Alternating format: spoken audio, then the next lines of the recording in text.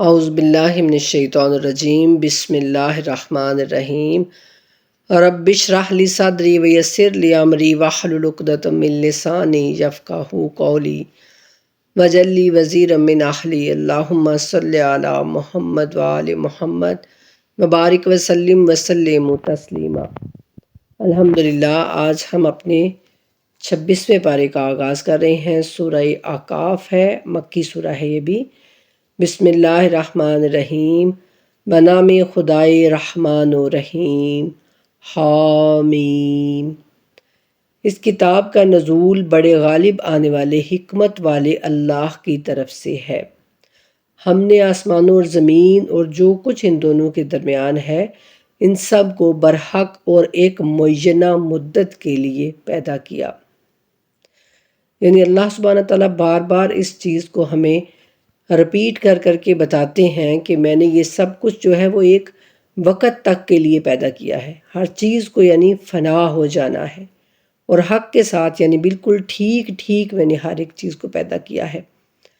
اور جو لوگ کافر ہو گئے ہیں وہ اس چیز سے منہ موڑے ہوئے ہیں جس کی انہیں تنبیہ کی گئی تھی، یعنی کافروں کو جس چیز سے ڈرایا گیا تھا، جس چیز کی ان کو نصیحت کی گئی تھی، اس سے انہوں نے اپنے منہ موڑ لیے ہیں۔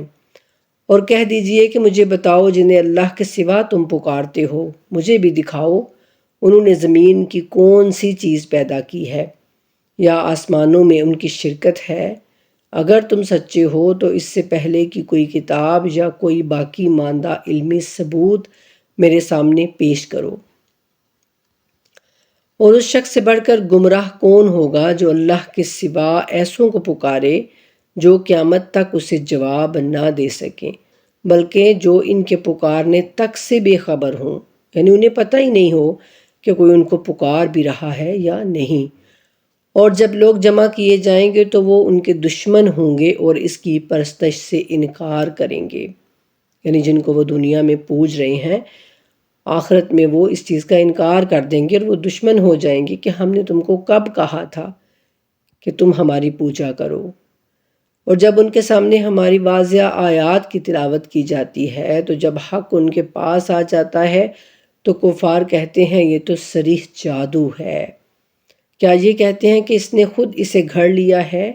تو کہہ دیجئے کہ اگر میں نے اسے خود گھڑ لیا ہے تو تم میرے لیے اللہ کی طرف سے بچاؤ کا کوئی اختیار نہیں رکھتے۔ تم اس قرآن کے بارے میں جو گفت و شنید کرتے ہو اس سے اللہ خوب باخبر ہے، اور میرے درمیان اور تمہارے درمیان اس پر گواہی کے لیے وہی کافی ہے، اور وہی بڑا بخشنے والا مہربان ہے۔ اور کہہ دیجئے کہ میں رسولوں میں انوکھا رسول نہیں ہوں، اور میں نہیں جانتا کہ میرے ساتھ کیا سلوک کیا جائے گا اور تمہارے ساتھ کیا ہوگا۔ میں تو صرف اسی کی پیروی کرتا ہوں جو میری طرف وحی کی جاتی ہے، اور میں تو صرف واضح طور پر تنبیہ کرنے والا ہوں۔ یعنی یہ بھی مکی سورہ ہے تو اس میں بھی وہی اللہ تعالیٰ کا وہ ایک نظر آئے گا کہ توحید پہ بات ہو رہی ہے، وحدانیت پہ، کہ جو کچھ کرتے ہیں اللہ سبحانہ تعالیٰ کرتے ہیں، اس میں ان کا کوئی بھی شریک نہیں ہے۔ یعنی رسول اللہ صلی اللہ علیہ وآلہ وسلم سے بھی کہا جا رہا ہے کہ آپ ان سے کہہ دیجئے کہ میں بھی جیسے پہلے رسول آئے تھے اس دنیا میں اسی طرح کا ایک رسول ہوں، کوئی انوکھا نہیں ہوں میں، یعنی کوئی پہلی بار ایسا ہوا ہے کہ کوئی بشر اللہ سبحانہ تعالیٰ نے رسول اور نبی بنا کے بھیجا ہو، بلکہ اس سے پہلے بھی جو انبیاء آتے رہے وہ بشر ہی آتے رہے، اور ہم سب یعنی خود نہیں جانتے کہ ہمارے ساتھ اللہ سبحانہ تعالیٰ کیا سلوک کریں گے۔ یعنی اگر نعوذ باللہ کوئی رسول بھی، جیسے قرآن کا ایک وہ وتیرہ ہے نا کہ اگر کوئی رسول بھی اللہ کہتے ہیں میری نافرمانی کرے تو پھر ظاہر ہے اس کو بھی میری پکڑ سے کوئی نہیں بچا سکتا۔ تو اسی بات کے بارے میں یہاں بھی کہا جا رہا ہے کہ آپ کہیں کہ میں تو بس اس کی پیروی کرتا ہوں جو اللہ کی طرف سے حکم آتا ہے میرے پاس، اور بس۔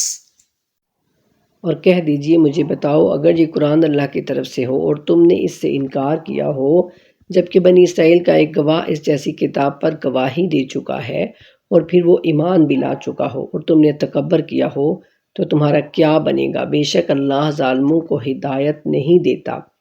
یہ آیت کہتے ہیں کہ جناب عبداللہ بن سلام تھے جو وہ ایک یہودی تھے، تو انہوں نے اس قرآن پر فوری جو ہے وہ اسلام قبول کر لیا تھا، انہوں نے اس قرآن کو پڑھ کر، کیونکہ انہوں نے توریت کو جو ہے وہ بہترین طریقے سے پڑھا ہوا تھا، وہ توریت کے عالم تھے، تو انہوں نے اسلام قبول کر لیا، تو یہ ان کے لیے آیت نازل ہوئی۔ اور جو لوگ کافر ہو گئے وہ ایمان لانے والوں سے کہتے ہیں اگر یہ دین بہتر ہوتا تو یہ لوگ اس کی طرف جانے میں ہم سے سبقت نہ کر جاتے، اور چونکہ انہوں نے اس قرآن سے ہدایت نہ پائی اس لیے وہ کہیں گے کہ یہ تو وہی پرانا جھوٹ ہے۔ یعنی جو مشرکین مکہ تھے نا، وہ بڑے بڑے سردار، وہ یہ کہتے کہ اگر یہ کوئی صحیح بات ہوتی تو سب سے پہلے ہم جو ہے اس پر ایمان لے کے آتے، تو یہ کوئی اس طرح کی یعنی پرانا جھوٹ اور قصے ہیں استغفر اللہ، تو اس لیے یہ کوئی ایسی چیز نہیں ہے، اس پہ تو بہت ہی کم لوگ اور کم حیثیت لوگ جو ہے وہ ایمان لا رہے ہیں۔ اور اس سے پہلے موسیٰ کی کتاب رہنما اور رحمت تھی، اور یہ قرآن ایسی کتاب ہے جو عربی زبان میں کتاب موسیٰ کی تصدیق کرنے والی ہے، تاکہ ظالموں کو تنبیہ کرے اور نیکی کرنے والوں کو بشارت دے۔ جنہوں نے کہا ہمارا رب اللہ ہے، پھر استقامت دکھائی یعنی اسی پر مضبوط رہے، ان کے لیے یقیناً نہ کوئی خوف ہے اور نہ ہی وہ غمگین ہوں گے۔ یہ لوگ جنت والے ہوں گے جو ہمیشہ اسی میں رہیں گے، ان اعمال کے صلے میں جو وہ بجا لایا کرتے تھے۔ اور ہم نے انسان کو اپنے ماں باپ پر احسان کرنے کا حکم دیا۔ اس کی ماں نے تکلیف پر سہ کر اسے پیٹ میں اٹھائے رکھا اور تکلیف اٹھا کر اسے جنا، اور اس کے حمل اور دودھ چھڑانے میں 30 ماہ لگ جاتے ہیں۔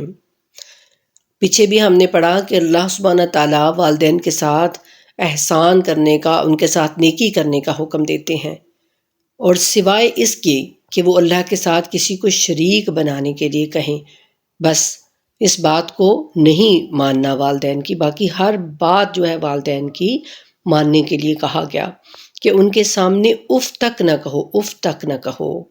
اف بہت چھوٹی بات ہے، اس سے یعنی چھوٹا لفظ کوئی ہو ہی نہیں سکتا۔ اللہ سبحانہ تعالیٰ سے دعا ہے کہ یا اللہ ہم سب کو اپنے اپنے والدین کا فرما بردار بنائے رکھیو، ہم سب اپنے والدین کی آنکھوں کے لیے ٹھنڈک کا سامان مہیا کریں۔ اور آج جو ہو رہے بہت ہی افسردہ حالات ہیں، بہت ہی زیادہ، یعنی اولاد کو کوئی قدر ہی نہیں ہے ماں باپ کی، کہ والدین کیا چیز ہیں۔ یہاں اس آیہ کریمہ میں جو یہ بات ہو رہی ہے ساری، تو اس کے ذیل میں جناب رسول اللہ صلی اللہ علیہ وآلہ وسلم کی حدیث مبارکہ ہمیں ملتی ہے کہ ایک دفعہ رسول اللہ صلی اللہ علیہ وآلہ وسلم سے پوچھا گیا کہ یا رسول اللہ صلی اللہ علیہ وآلہ وسلم بتائیں کہ ہم احسان کس کے ساتھ کریں؟ تو آپ نے فرمایا اپنی ماں کے ساتھ احسان کرو، نیکی کرو۔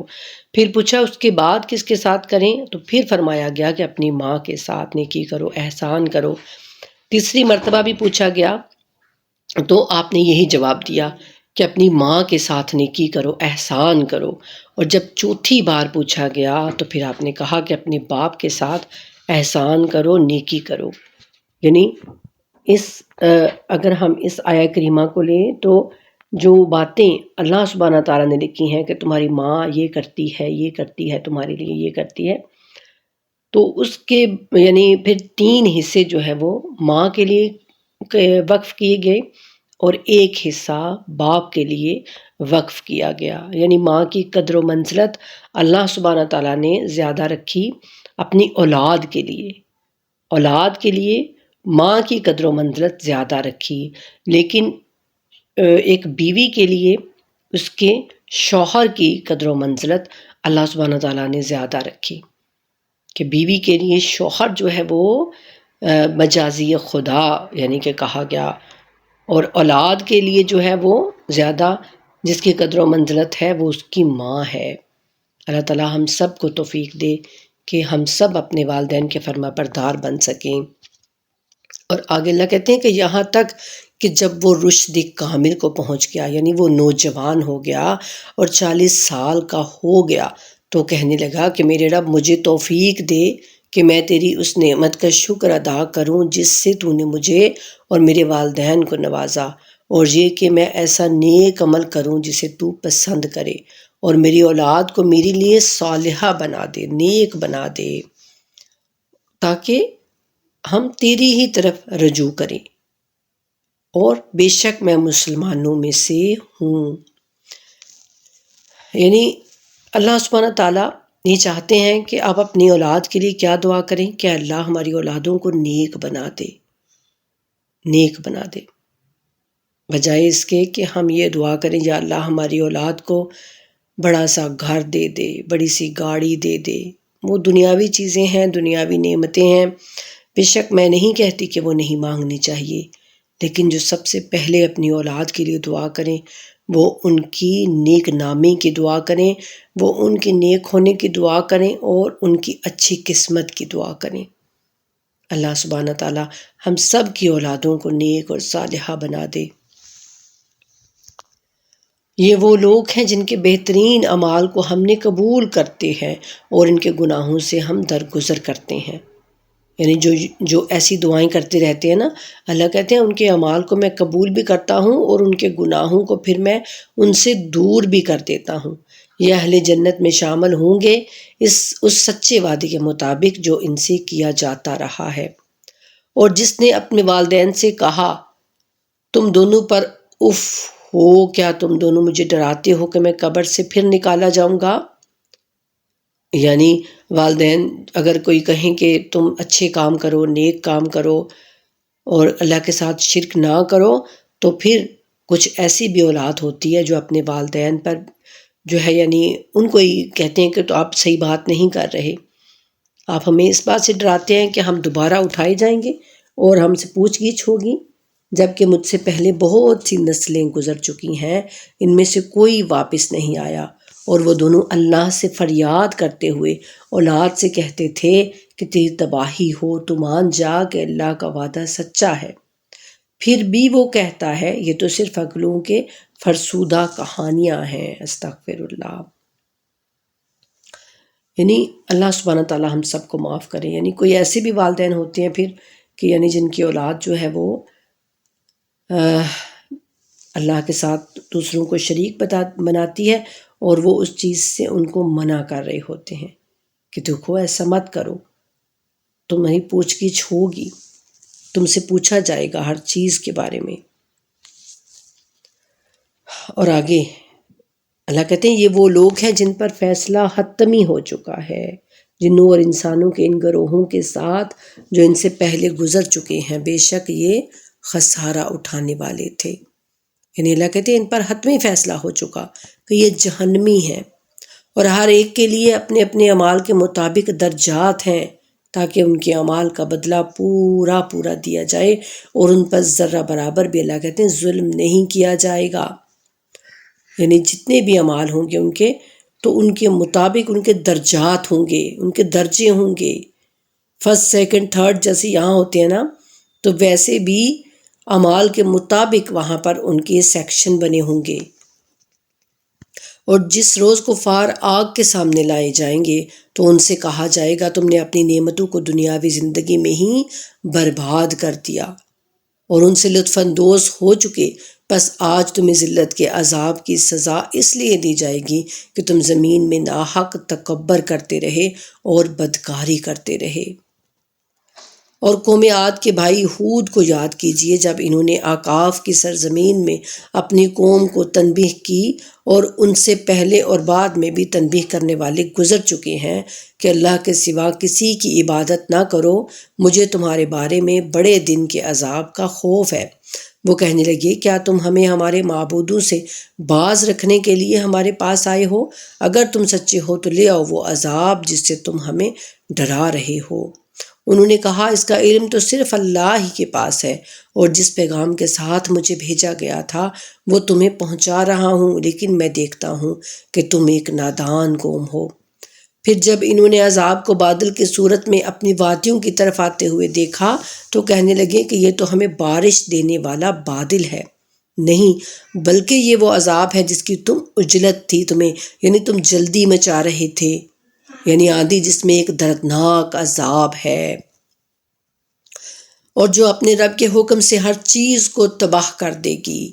پھر وہ ایسے ہو گئے کہ ان کے گھروں کے سوا کچھ دکھائی نہ دیتا تھا۔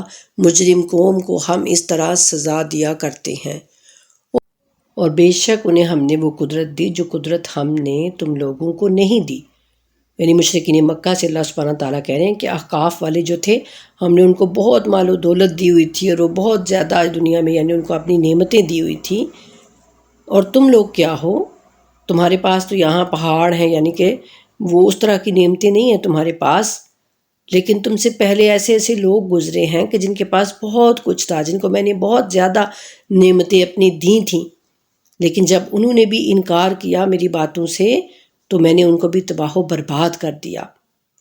اور ہم نے انہیں سماعت اور بصارت اور قلب عطا کیے تھے، تو جب انہوں نے اللہ کی آیات کا انکار کیا تو نہ ان کی سماعت نے انہیں کوئی فائدہ دیا اور نہ ہی ان کی بصارت نے، یعنی ان کے دیکھنے اور سننے کی جو صلاحیت وہ سمجھتے تھے کہ ہم بہت تیز ہیں، ہم بہت دنیا سے یعنی آگے نکل رہے ہیں، تو اس چیز نے بھی ان کو پھر کوئی فائدہ نہیں دیا جب انہوں نے اللہ کی آیات سے انکار کر دیا. اور نہ ہی ان کے قلوب نے، اور جس چیز کا وہ مذاق اڑایا کرتے تھے وہ اسی چیز کے دھرگے میں آ گئے، یعنی عذاب، اللہ کے عذاب کا وہ مذاق اڑاتے تھے نا کہ لے آؤ عذاب، کہاں ہے عذاب، تو اللہ کہتے ہیں کہ پھر اسی کے دھرگے میں وہ پھنس گئے. اور بے شک ہم نے تمہارے گرد و پیش کی بستیوں کو تباہ کر دیا اور ہم نے اپنی نشانیوں کو بار بار ظاہر کیا تاکہ وہ باز آ جائیں. بس انہوں نے قرب الہی کے لیے اللہ کے سوا جنہیں اپنا معبود بنا لیا تھا انہوں نے ان کی مدد کیوں نہ کی، بلکہ وہ تو ان سے غائب ہو گئے، اور یہ ان کا جھوٹ تھا اور وہ بہتان جو وہ گھڑتے تھے. اور یاد کیجئے جب ہم نے جنات کے گروہ کو آپ کی طرف متوجہ کیا تاکہ قرآن سنیں، پس جب وہ رسول کے پاس حاضر ہو گئے تو آپس میں کہنے لگے کہ خاموش ہو جاؤ. جب تلاوت ختم ہو گئی تو وہ تنبیہ ہدایت کرنے اپنی قوم کی طرف واپس لوٹ گئے. سبحان اللہ. یہ کہتے ہیں کہ ایک جنات کا ایک گروہ تھا جو کہ گزر رہا تھا، اور جب انہوں نے رسول اللہ صلی اللہ علیہ وآلہ وسلم کو قرآن پڑھتے ہوئے سنا تو ان میں سے پھر جو ان کا یعنی بڑا تھا، کوئی سردار تھا، اس نے کہا کہ یہ یعنی بہت ہی خوبصورت کتاب ہے، اور جب انہوں نے وہ سارا سنا تو وہ ایمان لے آئے رسول اللہ صلی اللہ علیہ وآلہ وسلم پر، اور پھر جو ہے وہ اپنے واپس یعنی اپنی جگہ پر چلے گئے تاکہ وہ اس چیز کی پھر لوگوں کو اور زیادہ یعنی جنات کو وہ اس چیز کی خبر دیں اور اس قرآن کی تبلیغ کریں. جنات بھی ٹھیک ہے، انسانوں میں بھی یعنی اچھے بھی ہیں اور برے بھی، اور جنات میں بھی اچھے بھی ہیں اور برے بھی ہیں. تو اللہ کہتے ہیں کہ وہ فوراً ایمان لے آئے جو جنات تھے.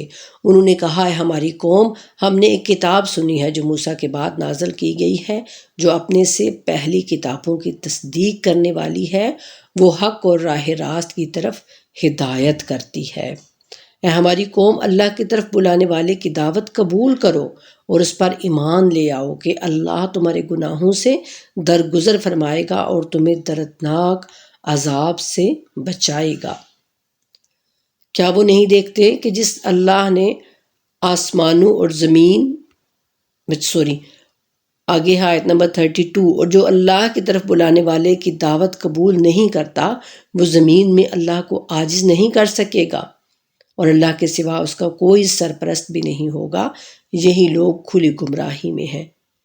کیا وہ نہیں دیکھتے کہ جس اللہ نے آسمانوں اور زمین کو پیدا فرمایا ہے، خلق کیا ہے، اور جو ان کے خلق کرنے سے عاجز نہیں آیا، یعنی اس کو کوئی بھی تھکاوٹ نہیں ہوئی، کوئی اس کو مشقت میں نہیں پڑنا پڑا، کچھ بھی نہیں، یعنی اس نے آرام سے ہر چیز کو خلق کر لیا.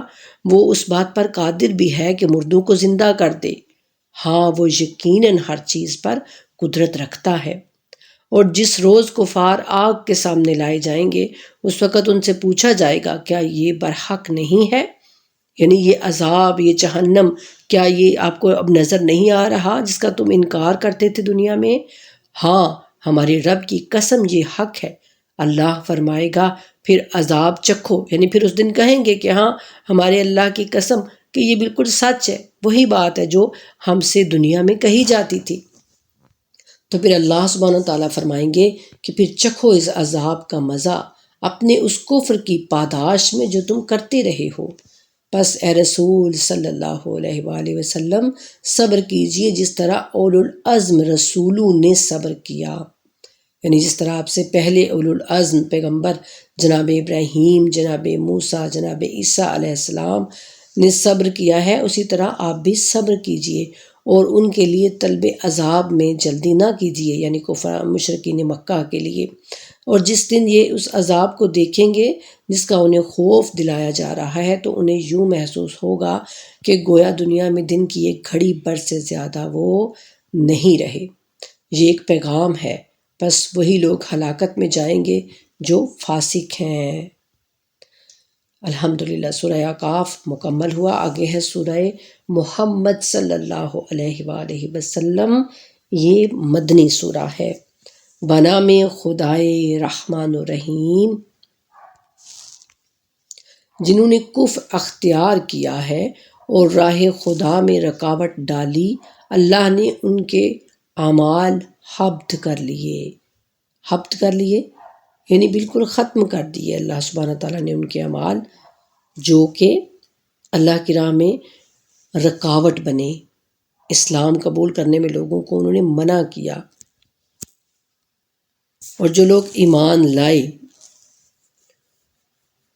اور صالح عمل بھی انہوں نے کیے، وہ ایمان بھی لائے اور نیک اعمال بھی انہوں نے انجام دیے، اور جو کچھ محمد صلی اللہ علیہ وآلہ وسلم پر نازل کیا گیا ہے اس پر بھی وہ ایمان لائے، اور ان کے رب کی طرف سے حق بھی یہی ہے۔ اللہ نے ان کے گناہ ان سے دور کر دیے اور ان کے حال کی اصلاح فرمائی۔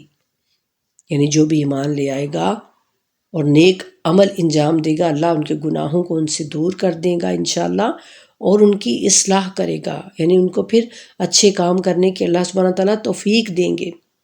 اور یہ اس لیے ہے کہ کفار نے باطل کی پیروی کی اور ایمان لانے والوں نے اس حق کی اتباع کی جو ان کے رب کی طرف سے ہے۔ اللہ تعالیٰ اسی طرح لوگوں کے لیے ان کے اوصاف بیان کرتا ہے، ان اللہ تعالیٰ صفتیں بتاتے ہیں۔ اللہ تعالیٰ کسی بھی فرقے کا نام نہیں لے کے کہتے کہ یہ جنتی ہے، یہ جہنمی ہے، یہ وہ ہے، یہ وہ ہے۔ اللہ کہتے ہیں ان کی صفتیں دیکھو، اپنے اندر صفتوں کو دیکھو، تمہارے اندر کون سے اوصاف ہیں، اس کے مطابق پھر اپنے آپ کو جانو کہ تم حق کے ساتھ ہو یا باطل کے ساتھ ہو۔ پس جب کفار سے تمہارا سامنا ہو تو ان کی گردنیں مارو، یہاں تک کہ جب انہیں خوب قتل کر چکو تو بچنے والوں کو مضبوطی سے قید کر لو، اس کے بعد احسان رکھ کر فدیہ لے کر چھوڑ دو، اور یہاں تک کہ لڑائی جب تھم جائے۔ حکم یہی ہے، اور اگر اللہ چاہتا تو ان سے انتقام لیتا، لیکن اللہ کو یہ منظور ہے کہ تم میں سے ایک کا امتحان دوسرے کے ذریعے سے لے، اور جو لوگ راہ خدا میں شہید کیے جاتے ہیں اللہ ان کے اعمال ہرگز حبط نہیں کرے گا۔ یعنی جو اللہ کی راہ میں شہید کیے جاتے ہیں اللہ ان کے اعمال کا بدلہ ان کو زیادہ دے گا، کیونکہ وہ اللہ تعالیٰ کے مجاہد ہیں۔ وہ عنقریب انہیں ہدایت دے گا اور ان کی حالت کی اصلاح فرمائے گا، اور انہیں جنت میں داخل کرے گا جس کی انہیں پہچان کرا دی ہے۔ اے ایمان والو، اگر تم اللہ کی مدد کرو گے تو وہ بھی تمہاری مدد کرے گا اور تمہیں ثابت قدم رکھے گا۔ یعنی اگر تم اللہ کی راہ میں لڑنے کے لیے نکلو گے اور ثابت قدم رہو گے، میدان میں ڈٹے رہو گے، تو پھر اللہ سبحانہ تعالیٰ بھی تمہاری مدد کریں گے، چاہے وہ فرشتوں سے کریں چاہے وہ مومنین سے کریں، پھر وہ تمہاری مدد ضرور کریں گے اگر تم میدان میں ڈٹے رہو گے تو بھاگو گے نہیں۔ اور جنہوں نے کفر اختیار کیا ہے ان کے لیے ہلاکت ہے، اور اللہ نے ان کے اعمال کو برباد کر دیا ہے۔ یہ اس لیے ہے کہ انہوں نے اسے ناپسند کیا جسے اللہ نے نازل کیا، پس اللہ نے ان کے اعمال حبط کر دیے۔ کیا یہ لوگ زمین میں چلتے پھرتے نہیں ہیں کہ وہ دیکھ لیتے کہ ان سے پہلے والوں کا کیا انجام ہوا؟ اللہ نے ان پر تباہی ڈالی اور کفار کا انجام بھی اسی قسم کا ہوگا۔ یہ اس لیے ہے کہ مومنین کا کارساز اللہ ہے اور کفار کا کوئی کارساز نہیں ہے۔ اللہ ایمان لانے والوں اور صالح ایمان اعمال بجا لانے والوں کو یقیناً ایسی جنتوں میں داخل فرمائے گا جن کے نیچے نہریں بہتی ہوں گی، اور جو لوگ کافر ہو گئے وہ لطف اٹھاتے ہیں اور کھاتے ہیں تو جانوروں کی طرح کھاتے ہیں، اور ان کا ٹھکانہ جہنم ہے۔ استغفر اللہ۔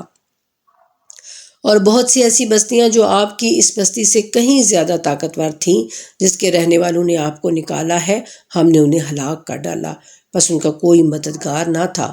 کیا جو شخص اپنے رب کی طرف سے واضح دلیل پر ہو اس شخص کی طرح ہو سکتا ہے جس کے لیے اس کا برا عمل خوشنما بنا دیا گیا ہو اور جنہوں نے اپنی خواہشات کی پیروی کی ہو؟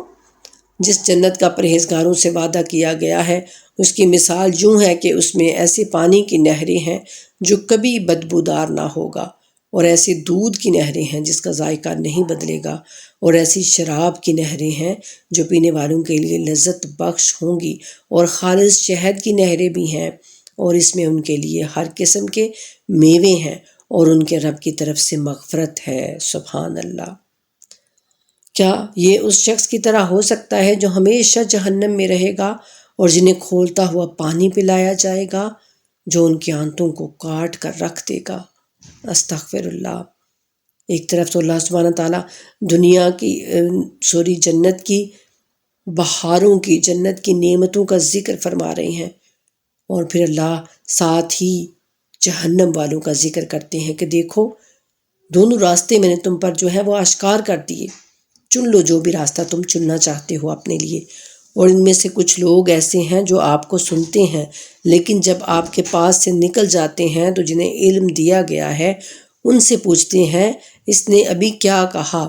یہ وہ لوگ ہیں جن کے دلوں پر اللہ نے مہر لگا دی ہے اور وہ اپنی خواہشات کی پیروی کرتے ہیں۔ یعنی کچھ لوگ ایسے بھی رسول اللہ صلی اللہ علیہ وآلہ وسلم کے پاس آ کے بیٹھتے جو سنتے تو رہتے تھے لیکن انہیں بس وہ باتیں ان کے اوپر سے گزر جاتی تھیں، اور پھر وہ لوگوں سے پوچھتے کہ کیا کہہ رہے تھے رسول اللہ؟ تو اللہ کہتے ہیں کہ ان کے دلوں پر مہر لگ گئی ہے اور یہ اپنی خواہشات کی پیروی کرتے ہیں۔ اور جنہوں نے ہدایت حاصل کی اللہ نے ان کی ہدایت میں اضافہ فرمایا اور انہیں ان کا تقوی عطا فرمایا۔ کیا یہ لوگ بس قیامت ہی کے منتظر ہیں کہ انہیں اچانک آ لے؟ پس اس کی علامات تو آ چکی ہیں، لہٰذا جب قیامت آ چکے گی تو اس وقت انہیں نصیحت کہاں فائدہ دے گی۔ پس جان لو کہ اللہ کے سوا کوئی معبود نہیں، اور اپنے گناہ کی معافی مانگو اور مومنین و مومنات کے لیے بھی، اور اللہ تمہاری آمد و رفت اور ٹھکانے کو جانتا ہے۔ سبحان اللہ۔ یعنی تمام مسلمانوں کے لیے، تمام مومنین اور مومنات کے لیے دعا کرنی چاہیے کہ اللہ تعالی ہم سب کے تمام کبیرہ و صغیرہ گناہوں کو بخش دیں۔ اور جو لوگ ایمان لائے ہیں وہ کہتے ہیں کہ کوئی نئی صورت نازل کیوں نہیں ہوئی جس میں جہاد کا ذکر ہو، اور جب محکم بیان والی صورت نازل ہو اور اس میں قتال کا ذکر آ جائے تو آپ دیکھتے ہیں کہ جن کے دلوں میں بیماری ہے وہ آپ کی طرف سے اس طرف دیکھتے ہیں کہ جیسے موت کی طرح بے ہوشی طاری ہو گئی ہو ان پر۔ یعنی جو ایمان والے ہیں وہ تو کہتے ہیں کہ یعنی کوئی ایسی صورت نازل ہو کہ ہم اللہ کی راہ میں لڑیں، ہم جہاد کریں، لیکن جو منافق ہیں وہ جب کوئی ایسی صورت دیکھتے ہیں کہ جس میں کوئی اللہ کا یہ ذکر ہے کہ آپ جہاد کریں تو وہ موت کی سی ان پر بے ہوشی جو ہے وہ طاری ہونے لگتی ہے، بس ان کے لیے تباہی ہو۔ اور ان کی اطاعت اور پسندیدہ گفتار کا حال معلوم ہے، مگر جب معاملہ حتمی ہو جاتا ہے تو اس وقت بھی اگر وہ اللہ کے ساتھ سچے رہتے تو ان کے لیے بہتر ہوتا۔ پھر اگر تم حکمران بن جاؤ تو تم سے توقع کی جا سکتی ہے کہ تم زمین میں فساد برپا کرو گے اور اپنے رشتوں کو توڑ ڈالو گے۔ یہ وہ لوگ ہیں جن پر اللہ نے لعنت کی ہے، لہٰذا انہیں بہرا کر دیا اور ان کی آنکھوں کو اندھا کر دیا ہے۔ کن پر؟ جو کہ اگر ان کے پاس یعنی پیسہ آ جائے، مال و دولت آ جائے تو وہ زمین میں فساد برپا کریں اور اپنے رشتوں کو توڑیں، صلہ رحمی نہ کریں۔ ان پر اللہ کہتے ہیں کہ اللہ نے لعنت کر دی ہے اور وہ اندھے ہیں اور بہرے ہیں۔ کیا یہ لوگ قرآن میں تدبر نہیں کرتے؟ سبحان اللہ، کس قدر خوبصورت آیت ہے یہ۔ اللہ کہتے ہیں کیا یہ لوگ قرآن میں غور و فکر نہیں کرتے، تدبر نہیں کرتے، یا ان کے دلوں پر تالے لگ گئے ہیں؟ یعنی ایسے ان کے دل جو ہیں وہ جکڑے جا چکے ہیں کہ وہ ان پر کوئی اثر ہی نہیں ہوتا میری باتوں کا۔ اور جو لوگ اپنی پیٹھ پر الٹے پھر گئے بعد اس کے کہ ان پر ہدایت واضح ہو چکی تھی، شیطان نے انہیں فریب دیا اور ڈھیل دے رکھی ہے۔ یہ اس لیے ہوا کہ انہوں نے اللہ کی طرف سے نازل کردہ کتاب کو ناپسند کرنے والوں سے خفیہ طور پر کہا، بعض معاملات میں عن قریب ہم تمہاری پیروی کریں گے اور اللہ ان کی پوشیدہ باتیں جانتا ہے۔ بس اس وقت ان کا کیا حال ہوگا جب فرشتے ان کی جان نکالیں گے اور ان کے چہروں اور سرینوں پر ضربیں لگا رہے ہوں گے۔ استغفر اللہ، یعنی ان کے چہروں پر اور ان کے پیٹھوں پر جو ہے وہ ضربیں لگا رہے ہوں گے، مار رہے ہوں گے جان نکالتے وقت ان کی۔ یہ اس لیے کہ انہوں نے اس بات کی پیروی کی جو اللہ کو ناراض کرتی ہے اور اللہ کی خوشنودی سے بیزاری اختیار کرتے ہیں، لہٰذا اللہ نے ان کے اعمال حبط کر دیے۔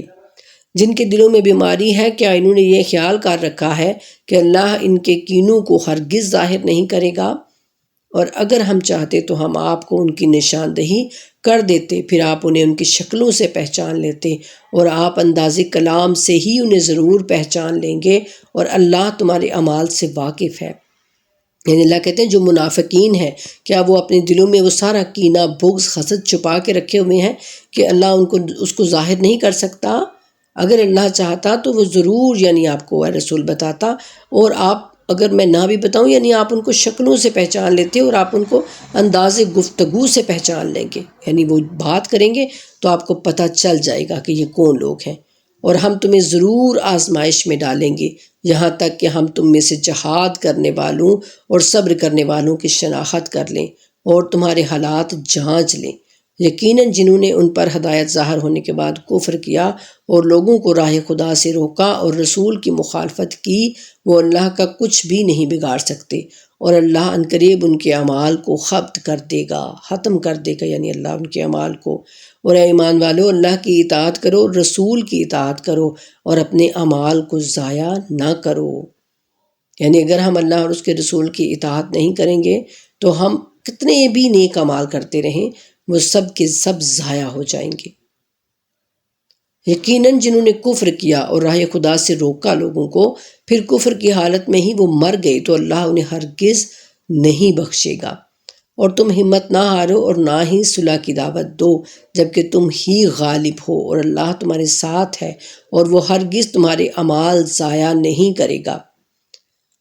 بے شک دنیاوی زندگی تو بس کھیل اور فضول ہے، اور اگر تم ایمان لے آؤ اور تقوی اختیار کرو تو اللہ تمہارا اجر دے گا تمہیں، اور تم سے تمہارا مال بھی طلب نہیں کرے گا۔ اگر تمہارے رسول تم لوگوں سے مال کا مطالبہ کریں اور پھر تم سے اصرار کریں تو تم بخل کرنے لگو گے، اور وہ بخل تمہارے کینے نکال کر باہر کر دے گا۔ یعنی جنگ کے لیے رسول اللہ جب کہتے تھے کہ اپنا جو ہے وہ مال پیش کرو اور اللہ کے لیے یعنی کہ جہاد میں اپنے مال سے حصہ دو، تو لوگ اس میں بخل کرنے لگتے جو منافقین تھے۔ اور آگاہ رہو، تم ہی وہ لوگ ہو جنہیں اللہ کی راہ میں خرچ کرنے کی دعوت دی جاتی ہے، تو تم میں سے بعض بخل کرتے ہیں، اور جو بخل کرتا ہے تو وہ خود اپنے آپ سے بخل کرتا ہے، اور اللہ تو بے نیاز ہے اور محتاج تم ہی ہو۔ یعنی تم محتاج ہو میرے، جو تم کو میں دے رہا ہوں نا وہ اللہ ہی دے رہا ہے، کچھ کوئی اور نہیں دے رہا، تو پھر تم کیوں گھبراتے ہو اللہ کے راستے میں خرچ کرنے سے، جبکہ مال اسی کا ہے، اسی نے تم کو عطا کیا ہے۔ اور اگر تم اللہ کی راہ میں خرچ کرو گے تو وہ تم کو اور زیادہ بڑھا کر دے سکتا ہے، 70 گنا بھی دے سکتا ہے، اور اگر تم نے منہ پھیر لیا تو اللہ تمہارے بدلے اور لوگوں کو لے آئے گا، پھر وہ تم جیسے نہ ہوں گے۔ الحمدللہ سورہ محمد صلی اللہ علیہ وآلہ وسلم مکمل ہوا۔ آگے ہے سورہ فتح۔ بنام خدائے رحمان الرحیم، اے رسول صلی اللہ علیہ وآلہ وسلم، ہم نے آپ کو فتح دی، ایک نمایاں فتح، یعنی مکمل ایک۔ یہ صلح حدیبیہ کا جو ہے وہ اس وقت یعنی یہ سورہ نازل ہوا تھا۔ اس وقت کے جو حالات تھے وہ تقریباً ہر مسلمان جانتا ہے، لیکن اللہ اس کو فتح کہہ رہے ہیں، فتح ہے یہ وہ تمہارے لیے، یعنی تم جیت گئے ہو، تاکہ اللہ آپ کی تحریک کی اگلی اور پچھلی خامیوں کو دور فرمائے اور آپ پر اپنی نعمت پوری کرے اور آپ کو سیدھے راستے کی رہنمائی فرمائے، اور اللہ آپ کو ایسی نصرت عطا فرمائے جو بڑی غالب آنے والی ہے، بہت بڑی نصرت، بڑی کامیابی۔ وہی اللہ ہے جس نے مومنین کے دلوں پر سکون نازل کیا۔ جب مومن جو مسلمان تھے وہ بہت زیادہ پریشان ہو گئے تھے تو اس وقت اللہ نے ان کے دلوں پر سکون، تسکین نازل کیا تاکہ ان کے ایمان کے ساتھ مزید ایمان کا اضافہ کرے۔ اور آسمانوں اور زمین کے لشکر سب اللہ ہی کے ہیں اور اللہ خوب جاننے والا اور حکمت والا ہے، تاکہ اللہ مومنین اور مومنات کو ایسی جنتوں میں داخل کرے جن کے نیچے نہریں بہتی ہیں اور جن میں وہ ہمیشہ رہیں گے، اور تاکہ ان کے گناہوں کو ان سے دور کر دے، اور اللہ کے نزدیک یہ بڑی کامیابی ہے۔ یعنی جو جنت میں داخل کر دیا گیا تو وہ اصل کامیابی ہے۔ اللہ کہتے ہیں وہ حتمی کامیابی ہے، آخری کامیابی ہے، اور وہی کامیاب کہلائے گا جو روز آخرت جنت میں داخل کر دیا گیا۔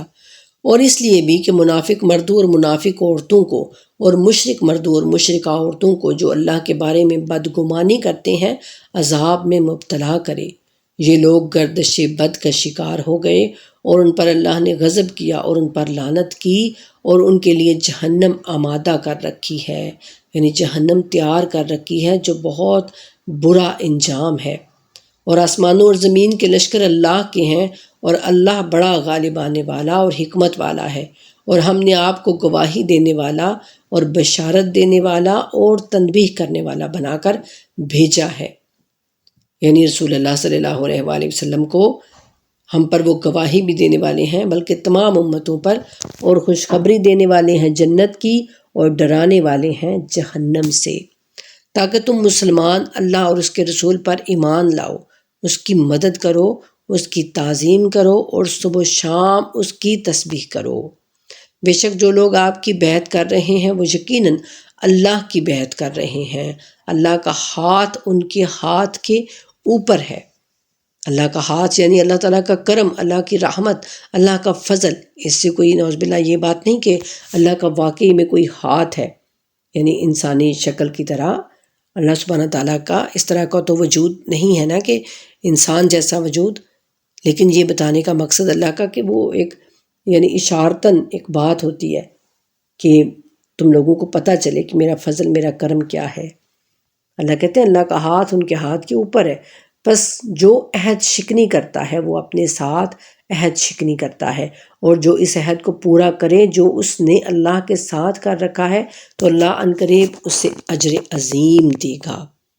جو اس وقت بیت رضوان کہا جاتا ہے نا، رسول اللہ صلی اللہ علیہ وآلہ وسلم کے ساتھ صحابہ کرام نے کی تھی، تو اس کے بارے میں اللہ کہہ رہے ہیں کہ جو اس پر یعنی قائم رہے گا تو اللہ اس کو اجر عظیم دے گا، اور جو کوئی اس بیعت کو توڑ دے گا تو اس کا وبال اسی پر ہوگا۔ صحرا نشین جو پیچھے رہ گئے ہیں وہ جلد ہی آپ سے کہیں گے ہمیں ہمارے اموال اور اہل و عیال نے مشغول رکھا، لہٰذا ہمارے لیے مغفرت طلب کیجیے۔ یہ اپنی زبانوں سے وہ بات کرتے ہیں جو ان کے دلوں میں نہیں ہے۔ کہہ دیجیے اگر اللہ تمہیں ضرر پہنچانے کا ارادہ کر لے یا فائدہ پہنچانا چاہے تو کون ہے جو اس کے سامنے تمہارے لیے کچھ اختیار رکھتا ہو؟ بلکہ اللہ تو تمہارے اعمال سے خوب باخبر ہے۔ بلکہ تم یہ گمان کرتے تھے کہ پیغمبر اور مومنین اپنے اہل و عیال میں کبھی بھی لوٹ کر نہیں آئیں گے، اور یہ بات تمہارے دلوں میں خوشنما بنا دی گئی اور تم نے برا گمان کر رکھا تھا اور تم ہلاک ہونے والی قوم ہو۔ اور جو شخص اللہ اور اس کے رسول پر ایمان نہ لائے، ہم نے ایسے کفار کے لیے دہکتی ہوئی آگ تیار کر رکھی ہے۔ استغفر اللہ۔ اور آسمانوں اور زمین کی بادشاہی صرف اللہ کے لیے ہے، وہ جسے چاہے بخش دیتا ہے اور جسے چاہے عذاب دیتا ہے، اور اللہ بڑا معاف کرنے والا اور مہربان ہے۔ اور جب تم نے غنیمتیں لینے چلو گے تو پیچھے رہ جانے والے جلد ہی کہنے لگیں گے ہمیں بھی اجازت دیجیے کہ آپ کے ساتھ چلیں، وہ اللہ کے کلام کو بدلنا چاہتے ہیں۔ کہہ دیجیے اللہ نے پہلے ہی فرما دیا تھا کہ تم ہرگز ہمارے ساتھ نہیں جاؤ گے۔ پھر وہ کہیں گے نہیں بلکہ تم ہم سے حسد کرتے ہو۔ دراصل یہ لوگ بہت ہی کم سمجھتے ہیں۔ آپ پیچھے رہ جانے والے صحرا نشینوں سے کہہ دیجئے کہ تم عنقریب ایک جنگجو قوم کے مقابلے کے لیے بلائے جاؤ گے، تم یا تو ان سے لڑو گے یا وہ اسلام قبول کریں گے، پس اگر تم نے اطاعت کی تو اللہ تمہیں بہتر اجر دے گا، اور اگر تم نے منہ پھیر لیا جیسا کہ تم نے پہلے منہ پھیرا تھا تو وہ تمہیں شدید دردناک عذاب دے گا۔ جہاد میں شرکت نہ کرنے میں اندھے پر کوئی حرج نہیں، اور نہ ہی لنگڑے پر کوئی مواخذہ ہے، اور نہ ہی بیمار پر کوئی حرج ہے۔ جو اللہ اور اس کے رسول کی اطاعت کرتا ہے اللہ اسے ایسی ہی جنتوں میں داخل فرمائے گا جن کے نیچے نہریں بہتی ہوں گی، اور جو منہ موڑ لے گا اللہ اسے شدید دردناک عذاب دے گا۔ وما علینا الا البلاغ المبین۔ ہمارا 26واں پارہ نصف تک ہو گیا، اس سے آگے انشاءاللہ صبح پڑھیں گے۔ وما علینا الا البلاغ المبین۔ اللہم صلی علی محمد وآل محمد وعجل فرجہم وفرجنا بہم برحمتک یا ارحم الراحمین، آمین ثم آمین یا رب